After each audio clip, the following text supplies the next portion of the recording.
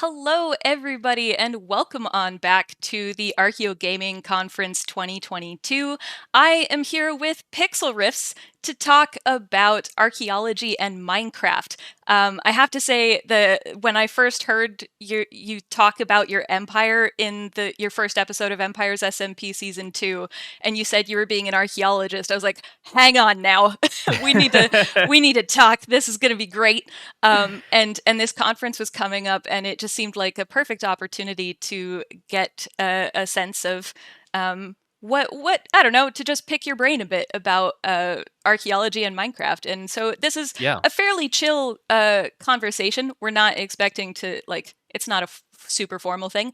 Oh But yeah. we're Because gonna I'm gonna put my foot in my mouth if I start to talk anything about like actual archaeology. which But is yeah, perfectly well, fair. A lot of, I mean, archaeologists do that too, so so don't fair. worry. Yeah. Um, hmm but yeah, and just as we're kind of talking, I will just say the video that is that is behind us really, or in front of us, is us doing a time lapse. Well, we built the treasury at Petra in Jordan, which is a very well known archaeological site. It's also a UNESCO World Heritage Site, and we got together on a server and did this build. So if you tuned in for the last talk and saw some of my archaeology site builds, we were talking about this a lot. And even if you didn't, it's a cool build. So feel free to enjoy.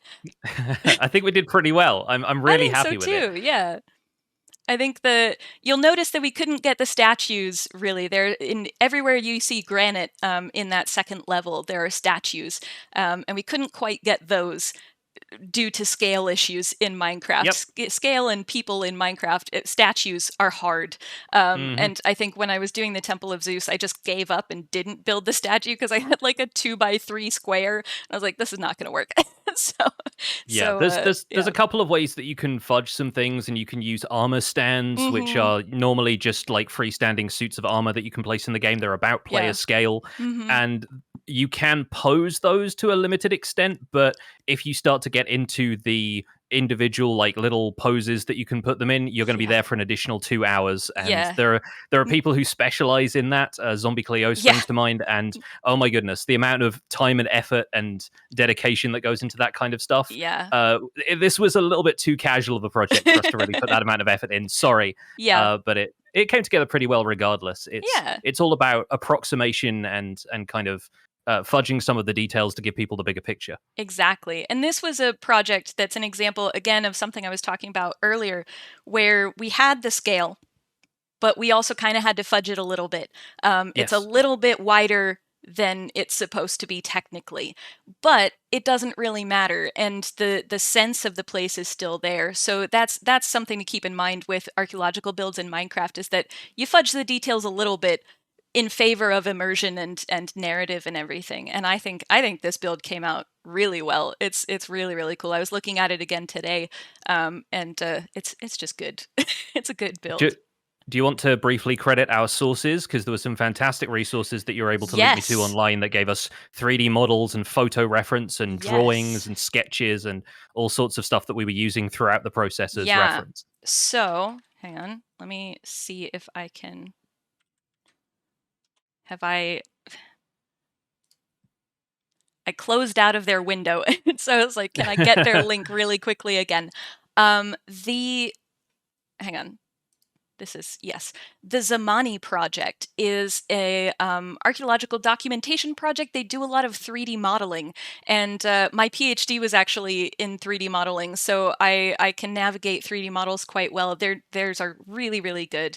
They have a number of sites that they've done this for. A lot of them are in Africa, or the Middle East, and it's just phenomenal what they've been able to do. And you can go onto their website. It's just zamaniproject.org. I don't know if I'm able to put the link in chat, but if somebody can, that would be great. And they have so many sites. You can just go and look at all of their 3D models for all of these sites. And the thing that I think we both enjoyed the most about I mean, we enjoyed a lot about their 3D models of Petra, but the thing I at least enjoyed the most was that in every part of the 3D model that they had, glad they had a camel for scale in their 3D Yes. model, which was pretty great. So that project is very much the majority of our information was coming from them. And then I will take our fudging of the scale from the fact that there are no camels in Minecraft currently, so we Yes. weren't sure about what the scale would be. Yes, absolutely. That's a better explanation than any other one we'd be able to come up with, so I'd go with that.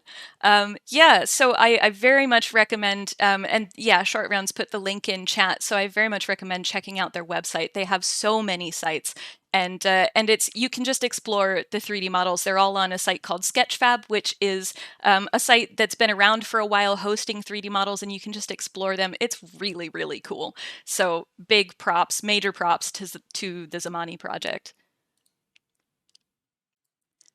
Okay, well, we've talked a lot about Petra and how cool Petra is, because Petra it's pretty cool. But what about, let's see, we should probably talk about archaeology in Minecraft a little more generally at a certain point. I'm wondering where we should start. I guess the one of the things, so as I've played Minecraft, I played Minecraft long before I approached it from an archaeological perspective, and just as a player. And I noticed when I started making videos about archaeology in Minecraft that the way I approached the game changed kind of drastically in some ways. And I was wondering if you noticed ways that the game has changed for you now that you're building the past in Empires SMP. What are some almost unexpected ways that the game kind of changed for you? Yeah, so Minecraft is a game where we have a pretty incredible level of control over our environment. And it's sort of the hallmark of the game, really, where other video games might have a kind of a fixed environment in which you can only interact with certain enemies or objects, but you can't really alter the layout of a level because that often breaks the designer's intentions for how you're supposed to complete objectives. Yeah. Minecraft is a sandbox, Yeah. so that allows the player to change virtually everything about the environment around them, which I have found over the years, not just in Empires but in other ways, in other worlds, in other servers, gives you a kind of sense of ownership or stewardship, perhaps more appropriate to this context, over the world. And you start thinking of ways in which you want it to be protected or preserved. And so there's a few things in Minecraft that I've sort of adopted as behaviors that really reflect that kind of preservational attitude. So initially in survival Minecraft, you're encouraged to think of everything as a resource, right? You know, you're mining cobblestone with the intention of using it to build your own structures, make stone tools, and so forth.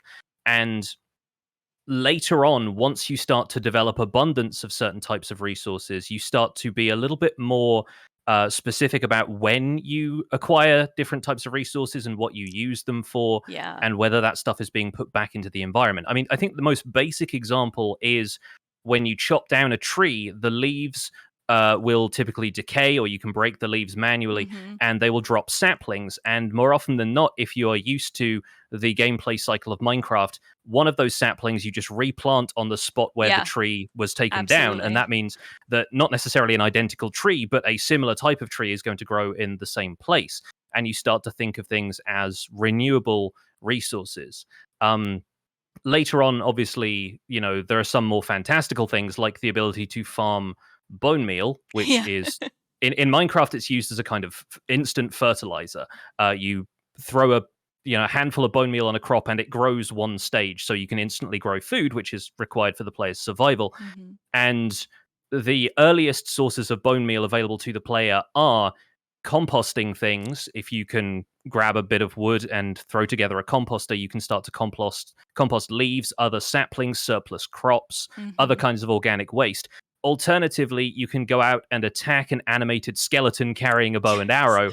It will drop some of its bones when you kill it, and then you can turn those into bone meal. And that's, the game's version of fertilizer. But then later on, when you encounter a fossil in the game, and fossils are large bone structures that generate underground in specific Minecraft biomes. They're in deserts, they're in swamps. They will sometimes be completely buried in the ground. Other times you'll find bone blocks just sticking out of the wall of a cave. And they're relatively uncommon. each of them is composed of between 30 and 120 blocks of bone, each of which provides a lot of bone meal. Yeah. And you inherently understand its value as a resource at that point, and you can kind of weigh it against the rarity of encountering a naturally generated feature like that. And that's the kind of stuff that more recently I've started to think of not as a resource, but as something about the world that needs to be preserved, because you don't really encounter them all that often. And on Empires SMP, this led to a particularly funny incident where one of It's so our good. members was streaming and encountered a fossil. And if you find a fossil low enough down in the world, it generates with some of the bone blocks replaced with diamond ore. And diamond, as you probably know from, if you know anything about Minecraft, you know that diamonds are some of the rarest materials in the game and some of the most useful. They're used to craft the tools and armor that have some of the highest durability and can break any kinds of block that it's possible for a player to break. And so you typically want diamonds in the earliest stages of the game so that you can not have to worry about your tools breaking in the middle of a project and you can keep going with those. But since none of us had ever seen one of these fossils generating with diamond ore in it before, a bunch of us from the server were watching Jimmy streaming and said, "No, don't break the diamonds in the fossil. Don't break down this fossil. Yes, it's a ton of resources, and you're still really early in the stages of the world, but it feels like you are desecrating something at that point. Yeah. It feels like you are, there are other ways of acquiring those resources, and just because it's all packaged there in front of you, you want to take it, don't take it." Yeah. And eventually he ended up taking the diamonds but leaving the bones. And I went back later with a bunch of diamond ore that I had found elsewhere, and I made him put it them back. back. It's Yeah, great.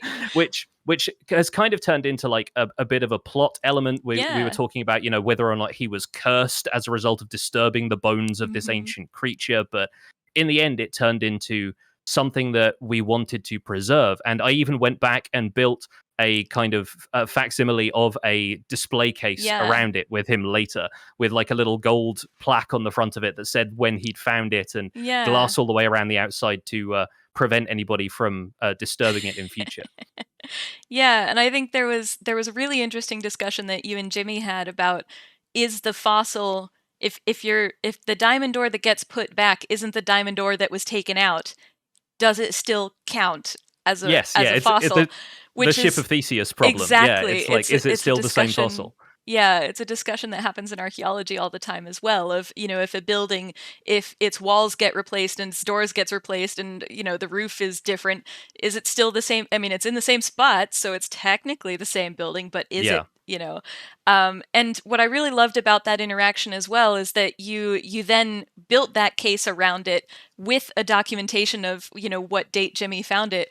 And then, of course, when Joel found multiple skeleton horses, they ended up in one of those cases as well. So now there's almost a pattern or a culture in Empires SMP of preserving these elements of the game in situ, these really rare elements of the game.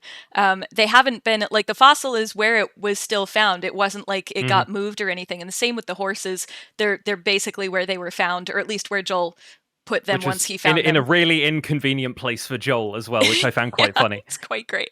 It's good. But it's interesting too, because that leads to, we have these questions a lot in archaeology of how, preferably archaeology is a destructive practice no matter what you do, because once you dig something, you can't dig it again. You've already dug it.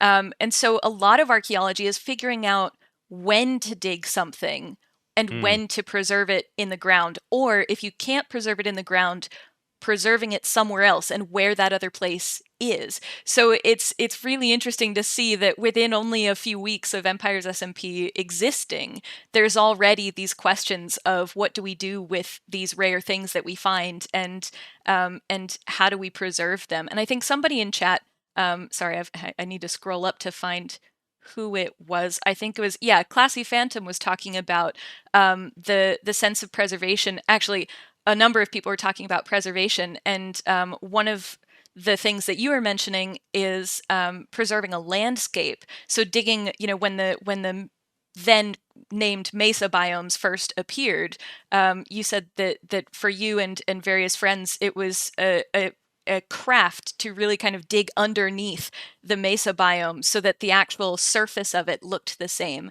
And then Yeah. Classy Phantom is talking about keeping their first wooden pickaxe and putting it where they Yes. see it constantly. And there's also this culture in a lot of players where maybe not the wooden tools, but usually it's either the wooden tools or the diamond tools or both, or say diamond sets of armor that'll be preserved, maps that get made of build areas that then get locked so that you can see the progression between the builds at different phases. So yeah, there's a huge amount of preservation that's happening in Minecraft of this virtual digital world, and recreating a certain number of the conversations that archaeologists have on a daily basis.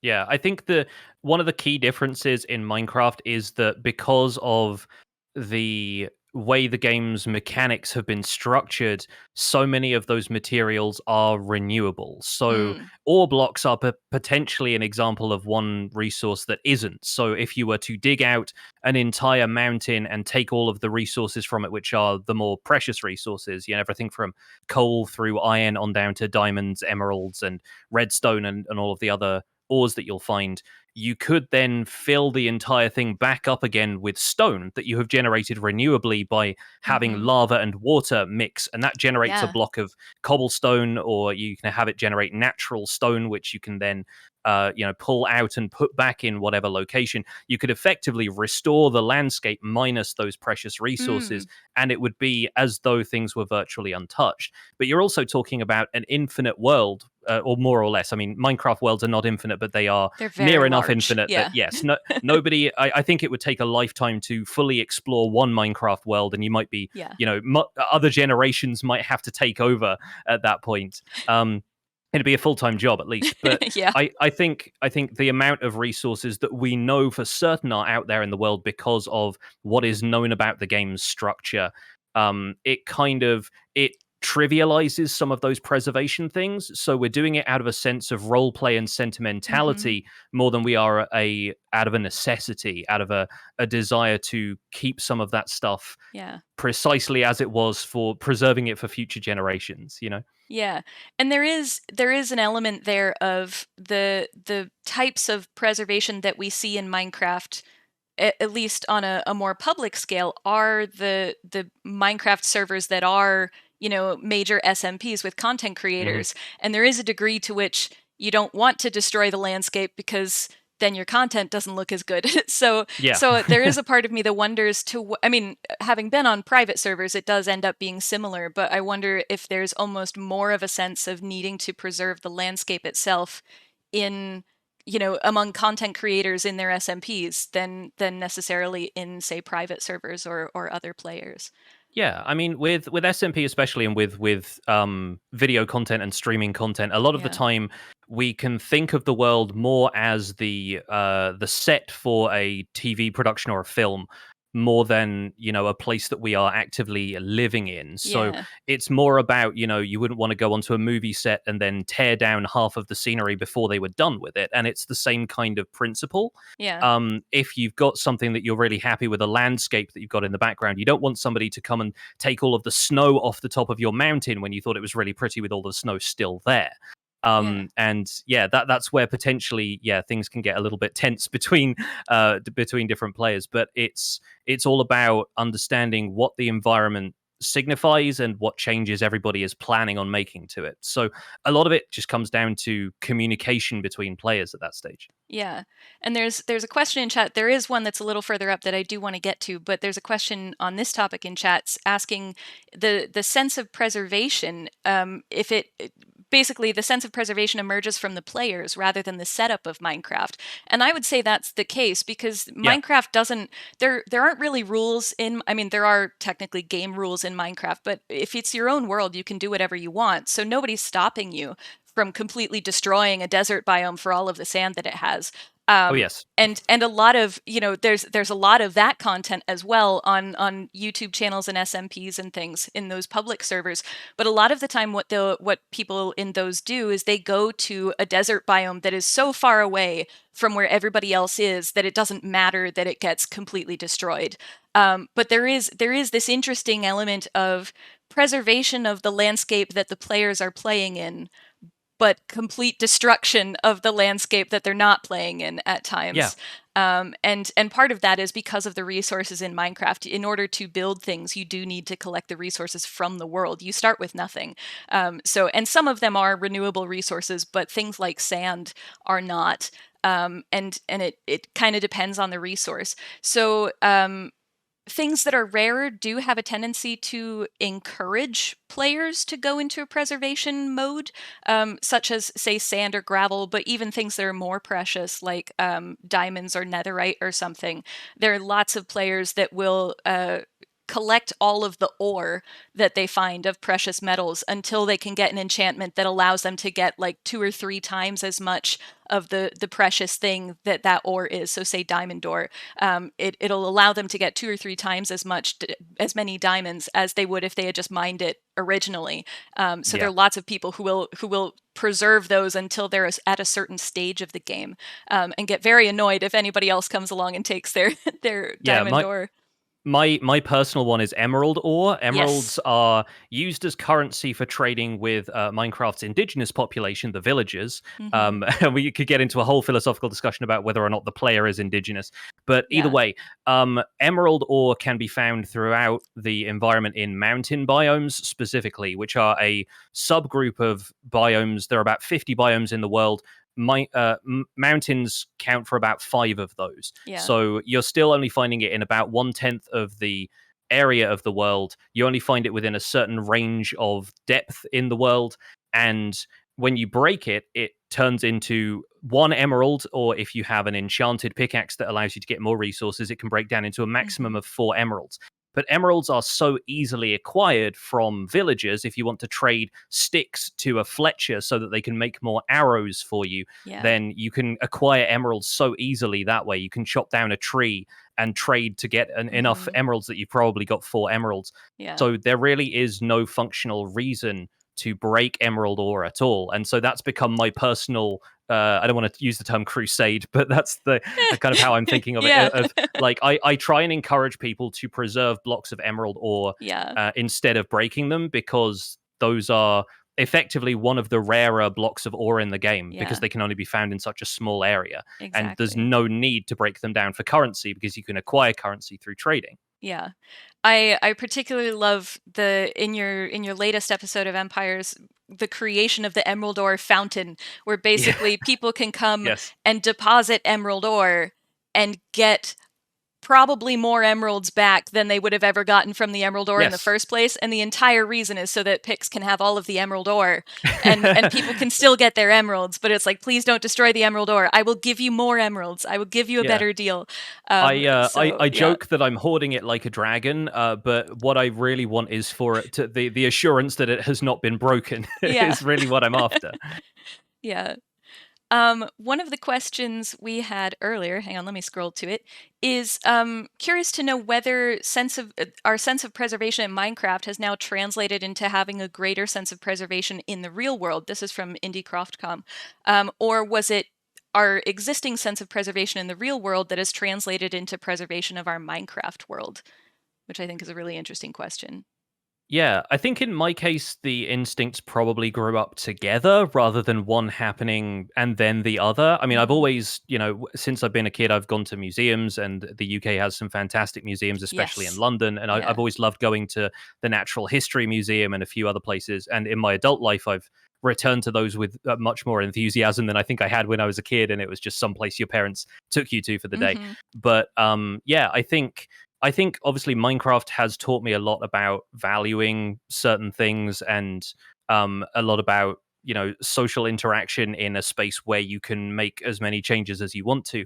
I think, if anything, we're so used to things being kind of post scarcity in Minecraft after a certain point that you can't really translate those ideals to the real world. And especially with everything that's going on environmentally right now, and people pushing for a greater understanding of the climate crisis we're facing, I think that kind of stuff is being pushed more to the fore as I leave the virtual world and come back to the world where I need to be a responsible adult. And so I don't know if Minecraft is necessarily prompting that.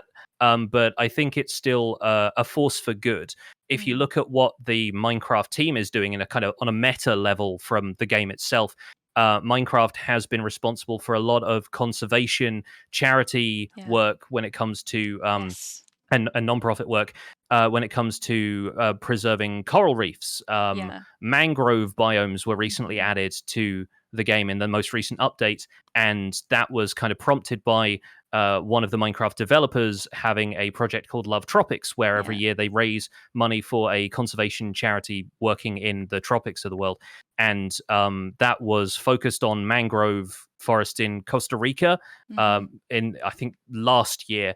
And so, yeah, it's obviously been something that's been on their minds, and they quite frequently encourage players to get involved with stewardship of the actual world as opposed to just their Minecraft worlds. Yeah, absolutely. And I think especially with their and somebody's mentioning their recent collaboration with the National Trust as well, which was hilarious because they announced it as soon as Pix and I finished building Petra. We were talking about things like this, and then we logged on to Twitter and it was like, oh, we're partnering with the National Trust. We're like, oh, that's helpful. Yeah, and then you've got Grian building Corf Castle with somebody from the National Trust kind of telling him how some of these structures would have looked, and then they've released that map so that players can download it and have their own take on what that castle might have looked like if they built it. And there's some really cool stuff going on. It's really, really good. So, and there's also, just for those in the chat who are more from an archaeology background than a Minecraft background, just for context, Pixlriffs has actually built an entire museum in Minecraft, a Minecraft museum in Minecraft. So back at the start, when he said he had never seen a fossil with diamond ore in it, he's literally built the museum. So it's a very rare thing. But yeah, that was actually how I kind of got introduced to your channel. I think I ended up kind of browsing Twitch, and you were working on, I think, the tree room or something, and I was like, this is interesting. And and the number of ways that, as you started getting into it, I was like, I never really thought about exactly how many different trees there are and how they grow. And and suddenly I was writing my PhD while you were building trees. And so there's a lot of there are a lot of heritage practices that already exist in Minecraft communities and Minecraft worlds. And a museum, in a server, that's an idea that people will do in their servers. Once they've kind of established everything and gotten their farms and they're set up and they're kind of like, what else do I do in my Minecraft world? One of the top suggestions is building a block museum or a Minecraft museum. So yeah, there's a lot of work there as well. Yeah, I'm quite big on encouraging people to touch every part of the game if they are interested in getting more out of the experience of playing Minecraft. Often people get stuck in a rut. They load up a new world, they play until they have diamond armor, they fight the dragon at the end of the game, and then that's it. And what do they do? And so I often encourage people to try and collect one of everything in the game. And because that's something that I wanted to do when I started playing the game back on the Xbox 360 edition in 2014. Back when there were a lot fewer things to collect. Yes, and it was still quite a task. And one of the things I wanted to do was really understand what the game had to offer, what blocks I could build with, what different blocks did, and their properties. And I was going to work on the bus reading the Minecraft wiki, trying to understand what was I missing, what else was still out there. And so I ended up making a kind of proto version of the museum that I ended up building, on a larger scale in my Minecraft survival guide series on YouTube. And that ended up, kind of bringing forward into my Minecraft life this desire to touch every block in the game at least once, and find everything that was on offer. And I think that's a really good thing. Taking that to another level, when you're looking at community as a players who have been together for a long time, one of the instincts that we have is to preserve memories and past practices from previous iterations of the server. If you look at what Hermitcraft is doing, for example, a lot of the time there will be, from season to season of Hermitcraft, think of them as like seasons of TV. They will keep the same cast but move to a completely different world. They'll start building completely different things, but occasionally one of them brings something over from the previous world that they either weren't done with, or they want to be the catalyst for what they do next on the new season. And this happened kind of recently where Grian had built a mansion that was effectively auctioned off to two people who won they basically bid the same amount for it, Yeah. and they each took half of it, and then they built half of it in different places on the server next time they reset the world for a Yeah. new season. And so they're effectively, reproducing something block for block, down to the foundations of this build. They got everything exactly the Yeah. same, and then use that as the springboard to get on with the rest of their season. Yeah. In season 3 of Hermitcraft, Biffa, who no longer plays on the server, but he was working on a museum where effectively it wasn't so much to do with everything that was part of the game itself, but it was to do with their own achievements. And each hermit was encouraged to come to the museum. They had a set, like a plot inside this museum where they could build something that represented what they were doing, whether it was Yeah. a contraption they'd wired together with redstone, or, a statue that was emblematic of whatever it was they were building at their base. And so, encouraging the community to come together and participate in one project that kind of shows the breadth of what they're doing on that server is, part of the experience of being in one of those communities. Yeah. Yeah, it's very interesting to see the consistency between seasons of SMPs, and we were talking a little bit about this as well. The preservation of like world downloads. Yeah. The not every SMP, but pretty much most SMPs and many content creators, even if it's a single player world, will have a world download of a major world for a major series that they're doing on their channel. And what I found interesting is that in the last season, well, the first season of Empires SMP, and the latest season of Hermitcraft to have finished, both of those servers were catastrophically destroyed by different mechanisms. But the lore in those servers, the story around it was that they were both catastrophically destroyed. But the world downloads that players, that the public can kind of wander around, are actually preserved just in the moment before the catastrophe hits. Yeah. And it's interesting from an archaeological perspective, because that's not how we would find it in the ground if it existed in reality, or even in Minecraft. Yeah. If we were digging that up, ages and ages later, it's not remotely how it would look. But that's how a lot of the world downloads are, and it begs the question of, when do you create a world? Like, there's a common question in archaeology. Let me back up slightly. When we're talking about buildings and restoring buildings or sites to a particular time period, we have to decide when to restore them to and why we're choosing that time period. It's pretty rare that any site has only like one period of activity and then it's done for forever. Particularly the further back you go, like Neolithic sites have been reused. Certainly in the UK, pretty much every Neolithic site has been reused for various other things by various different people for a very long time. People are people, and they've always been people. So even when it comes to, say, like a farmhouse in, I worked in museums in New England, so there was a colonial farmhouse that I worked at for a long time, and there was a constant question of, what year do we replicate? Because this farmhouse has been here for 250 years, and it's changed shape in those 250 years. So how do we decide when to preserve it? And I think it's interesting to see that question arise with Minecraft worlds as well, even though they're digital, and even though they're, not necessarily, I don't know, they don't necessarily need to be preserved, but at the same time, we want to preserve them. It's an interesting thing to have in that question. It's sentimentality that wants you to preserve it. Really, it's a sense of, this being something that you experience, whether as an audience member or participant. You've kind of left your mark on it in a sense, and it's made its mark on you in return. I think one of the other ways we can look at that is the way players use existing buildings within Minecraft's kind of default world. So Yes. players actively reuse and modify existing buildings all the time. It's very common for a player to move into a village because, there are pre-built structures, they provide shelter, there's a place to sleep, often there is food, and a lot of those are very useful to the beginning of a survival experience.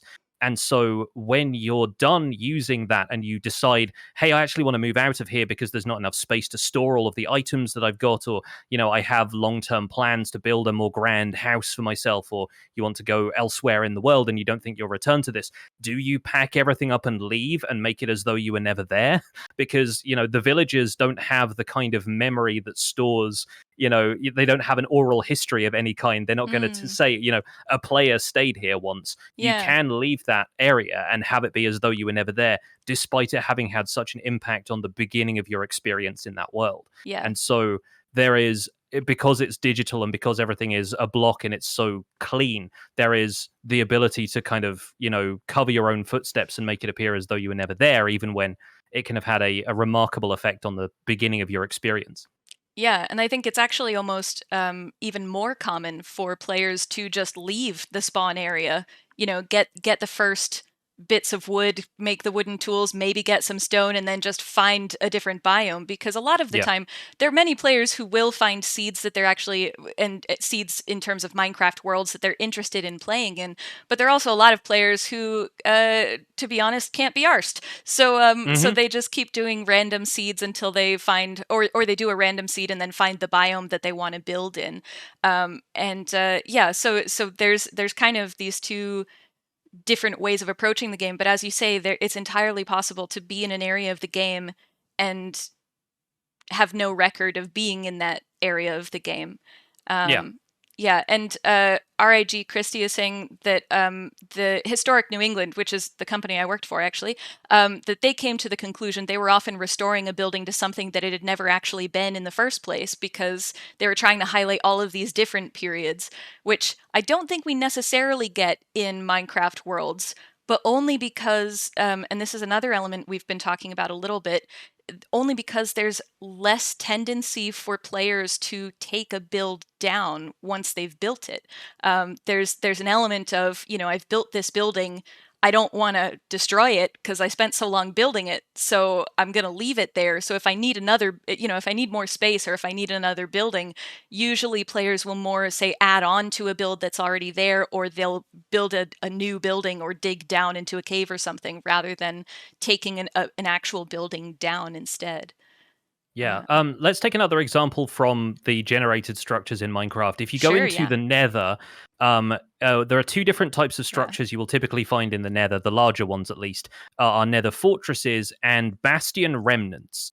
Bastion remnants are of particular interest because they are the remains of a society of pig humanoids called piglins, and you might be used to the zombie version of that if you've played earlier versions of Minecraft. But in Minecraft 1.16, the Nether update, they added a non-zombified civilization who are a bit more rudimentary in terms of how they trade with you. They tend to get angry with you if you're not wearing gold, because they see gold as a symbol of status or friendship. And if you open a chest, you're in trouble.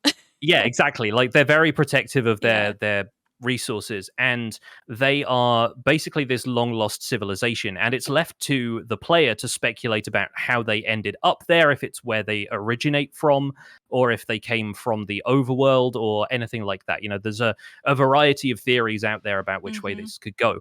But their homes in the Nether are these grand structures made out of crumbling material. And in Minecraft, because everything is a block, it's difficult to illustrate anything as ruined without making it massive. And so these structures are often very large and composed of different chambers, different houses, towers, large battlements, as though they were part of some kind of larger fortress.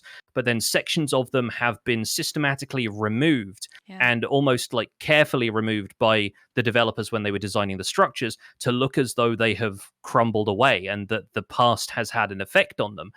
That's not a mechanic that exists in Minecraft. These structures won't continue to deteriorate once you find them. They have just fallen apart, and often to the point where they defy gravity, because gravity isn't, as you were discussing earlier, not really a thing in Minecraft except for very specific blocks. And the player can restore one of those. And it's something I've tried to do in the past, of like, you can get an idea of what the floor plan is. You can look at different sections which are symmetrical, have rotational symmetry, and think, okay, this section where the floor is missing would probably be filled in with this type of block in this pattern. You can acquire the resources, and you can start to put carpet in if you want to. You can Yeah. make a storage area. And by that same example, like, are you restoring this thing to its former glory? Well, no, because not only are these things designed to be ruined, there is no prior record of Yeah. them Of the before this, former to the point glory. where Yeah. the idea that they have any kind of history on a metafictional level is a lie, because they never existed prior to a certain point in the game's development, and they were added Yeah. into the game as ruins. But each Minecraft world kind of comes with a past that's built in on a game level and is entirely up to player interpretation Yeah. and speculation about what that past was. Yeah, and the same is true of abandoned villages. So there are villages that basically are just covered in cobwebs and often have mobs in them, enemies in them. So, if you like peaceful Minecraft play, you don't go to an abandoned village. But Mm-hmm. but yeah, there are villages that have been abandoned and taken over by these monsters. And then there are also like the desert temples and jungle temples, which are structures that no living, well, aside from maybe some monsters who are spawning when it's dark, there are no, villagers in those structures. There are no humanoid creatures in those structures. So there actually is quite a number of abandoned structures in Minecraft that were abandoned long before the player joined the game, basically. And the one that people are bringing up in the chat, quite rightly, is the newest one to be added to Minecraft, which are the ancient cities, Mm. which are basically cities that are very, very deep in the world, so deep that they exist in a space called the Deep Dark, which is still the overworld, but it's a very dangerous part of the overworld. And they have wardens who will destroy you, basically, if you're too noisy. The wardens are basically librarians on steroids.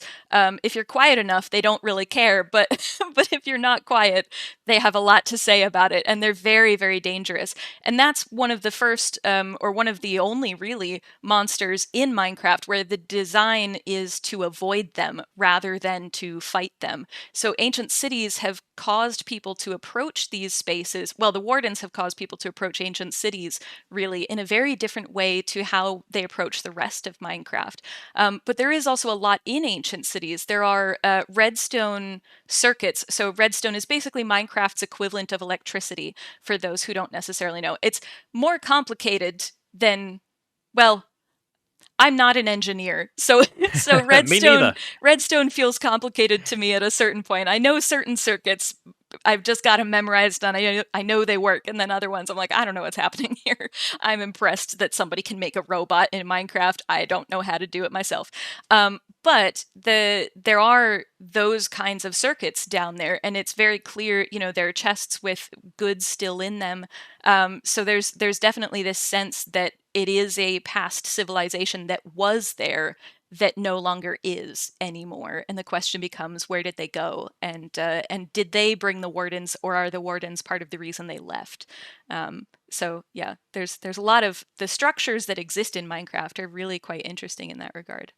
Yeah, and you don't see a huge amount of similar iconography between different structures. Like Yes. the stuff that you'll find in ancient cities that suggests anybody was there. You'll find a few candles around altars, you'll find Hmm. chests of different resources. You'll also find a section towards the middle which typically has a bunch of wooden posts and wool, as though there have been tents there made out Hmm. of wool blocks that have fallen in.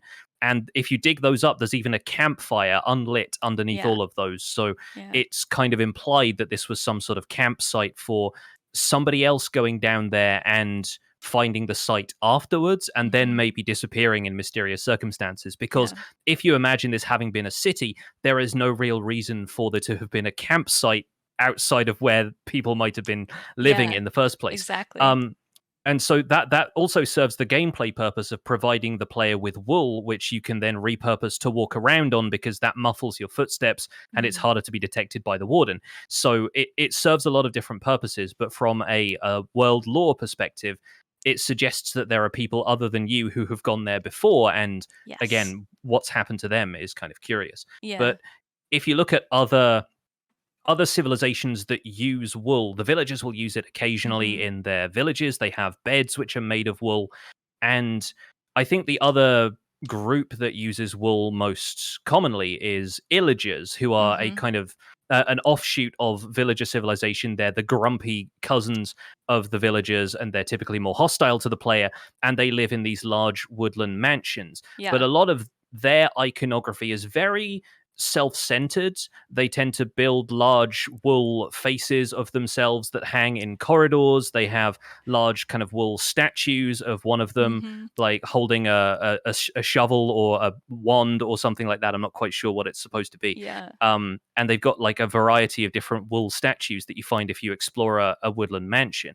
But you don't find any pillager iconography in the ancient cities, so you Yeah. don't find them having left one of their banners there with the pillager face on or anything. So it's an interesting debate as to who exactly those previous visitors were. It And that's is. one of the only structures in Minecraft that really shows any signs of people having been there who weren't the originators of the structure itself.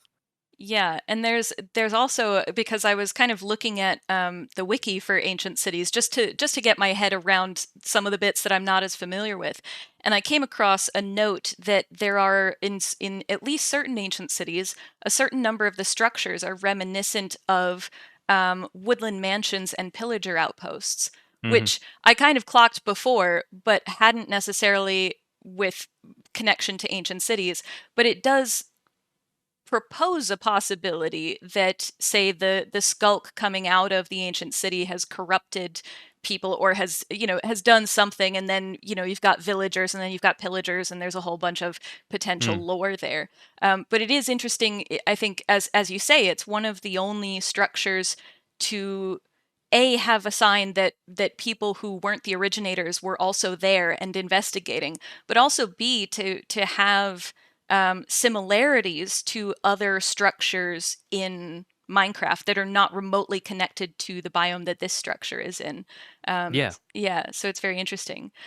Somebody was asking the chat, Danny was asking, do you think there's value in learning about structures in human history by looking at the process of building something similar in Minecraft? I certainly think that there is a lot to be learned about a site or a structure by building it in Minecraft. And Pixlriffs, you can agree or disagree, but I certainly, I mean, I'm an archaeologist. I already knew a certain amount about Petra as we were building it, but I did not know all about Petra that would be required to build it. And there's a lot there that, was new to me, basically. And the same is true for all of the sites that I was showing a little while ago in my own talk. Every single site, even if they're very well known archaeological sites, and I knew about them before, there's still information there that I didn't know about. Now, granted, those sites, a lot of them I was making for a video where I talked about why the sites are interesting, so it's not just building the site that was giving me new information.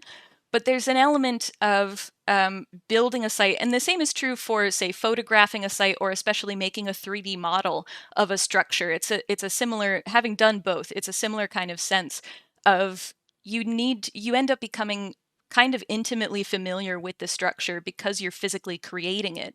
And you have to, in archaeology, a lot of the time when there are things that we don't necessarily know, we'll just kind of leave the gap there. But if you're building a building, you can't just leave a big gaping hole in a building unless you intend to. But if you're trying to build a site in Minecraft, you kind of need to figure out what's in between those pillars and how to represent those statues that you don't have the proper blocks to represent.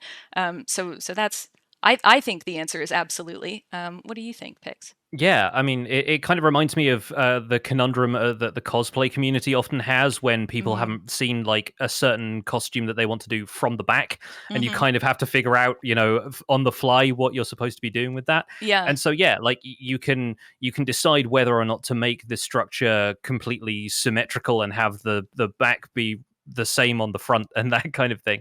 But I think, yeah, like Minecraft often encourages an interest in real world building methods Yeah. just through the way they give you access to these resources. Let's Mm-hmm. take the recent edition of Packed Mud from Yeah. 1.19 as a Such good a good example of this. block. Because yeah, it's a great block, Yeah. and one of the way you typically get hold of it, because I don't think it generates naturally anywhere. It's not No. part of a natural structure in the Mm-hmm. world. You acquire mud itself from all kinds of places, mainly mangrove Mm-hmm. swamps if you want to find a block, but you can also create mud by pouring a bottle of water onto a dirt block, and you can get dirt anywhere in the world. You can get bottles of water relatively easily. But then in order to craft it into packed mud, which feels more like a construction material, you can then turn it into mud bricks once you have blocks of that. You have to combine it with wheat, which is, a building method that people will use to make mud into a more structural material elsewhere. It kind of helps bind the mud together, and that's been used as a building material for, correct me if I'm wrong here, but probably millennia, exactly. So I do think there's a lot of value to be had in just contemplating the reasons that we have access to the stuff that we have. I mean, even the use of a pickaxe as a tool is something that should give you pause for thought every so often, and go, what's the history behind humanity themselves using these kind of tools? And that is incidentally something you can find at ArchaeoPlay's YouTube channel. So we'll get a swift plug in there.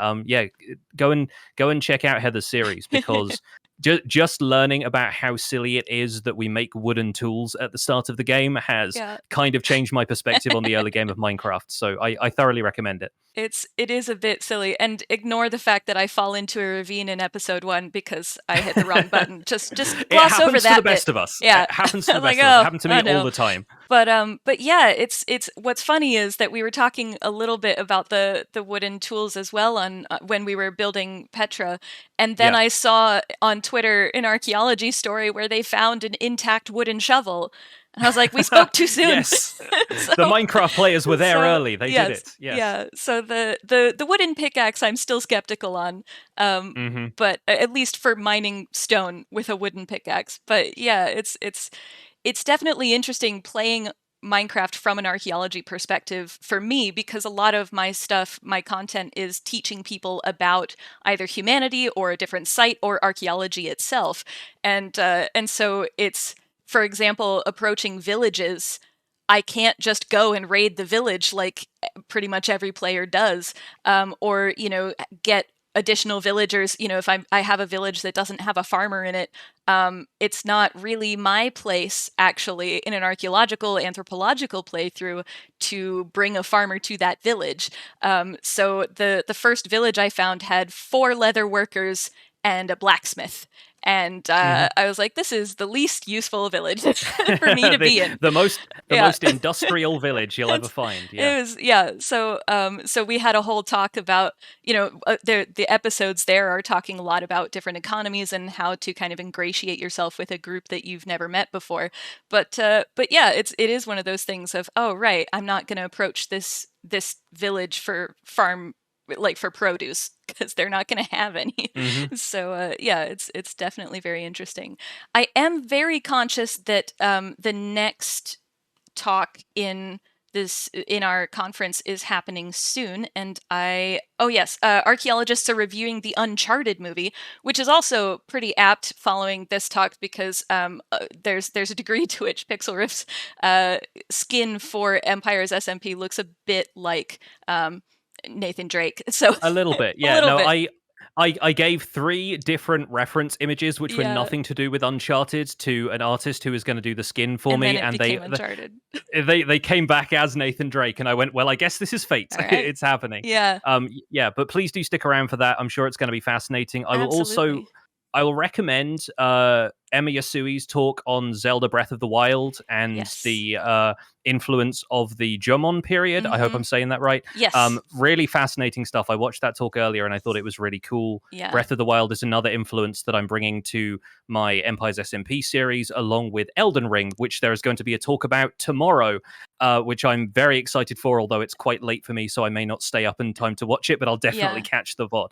Yeah. But if people want to see more of me, you can find me at youtube.com/pixelriffs and here on Twitch at twitch.tv/pixelriffs as well, spelt the way it is down there on the screen. Thank you so much for having me. This has been a fantastic talk, and hopefully people got a kick out of it. Yes, and thank you so much for agreeing to do this. It's been really fun to chat, really fun to build Petra. Yes. On that subject briefly before we go, sure. I'll be able to download this world from the server we played on. I can send it to you, and then maybe you can make it available for people who want to download it from your YouTube channel. If you want to give them like a quick tour and stuff, then they can look around these sites for themselves and start to learn a little bit more. I did save a schematic of it a Lightmatica schematic of it earlier today. Awesome. So Great. yeah, so Yeah, that's yeah. great too. Yeah, and so you can find Pixlriffs, as he said, he's Pixlriffs pretty much everywhere. So spelled the way it is at the bottom of the screen. Occasionally spilled. Occasionally spilled. All of us are occasionally spilled. And myself, I'm ArchaeoPlays. It's spelled the same way. It's like archaeology and plays mushed together. You can find me there on pretty much any social media.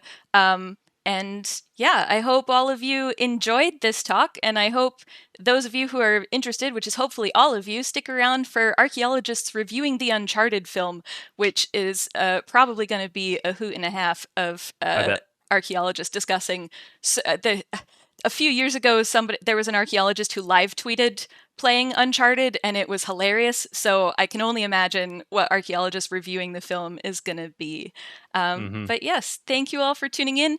Don't go anywhere. We're going to sign off just now, and the next talk is going to start, I think, as soon as possible. So like 5 minutes max. Thank you, everybody. Bye. Thanks.